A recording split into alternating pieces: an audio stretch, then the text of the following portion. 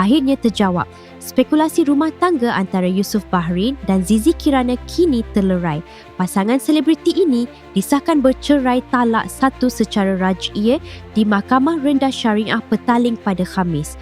Yusuf atau nama penuhnya Muhammad Yusuf Bahrin, 34, melafazkan cerai terhadap Zizi di hadapan Hakim Syari Muhammad Saifullah Hamzah.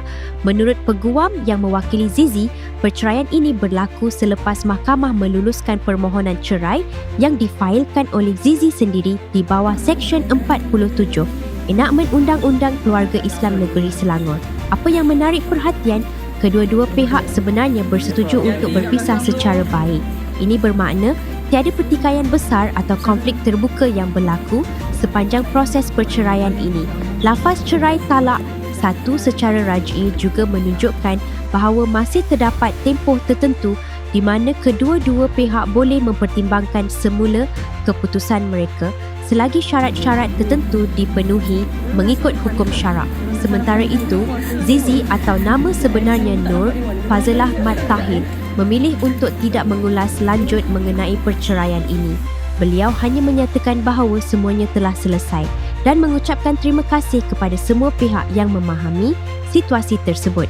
Sebelum ini, spekulasi mengenai keretakan rumah tangga mereka mula menjadi perhatian ramai apabila pasangan ini dilihat menyambut Aidilfitri secara berasingan.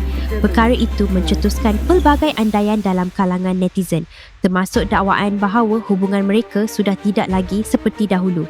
Namun begitu, tiada sebarang kenyataan rasmi dikeluarkan oleh kedua-dua pihak ketika itu, menyebabkan pelbagai spekulasi terus berlegar di media sosial. Untuk rekod, Yusuf dan Zizi mendirikan rumah tangga pada September 2021.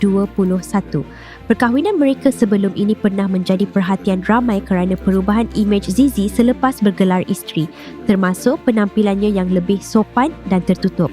Namun seperti yang kita tahu, tidak semua perkahwinan mampu bertahan walaupun pada awalnya kelihatan bahagia. Perceraian ini juga mengingatkan kita bahawa kehidupan selebriti tidak lari daripada cabaran rumah tangga seperti orang biasa.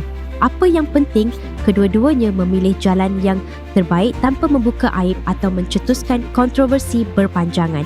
Walau apapun yang berlaku, diharapkan kedua-duanya dipermudahkan segala urusan selepas ini dan terus kuat menghadapi fasa baru dalam kehidupan masing-masing.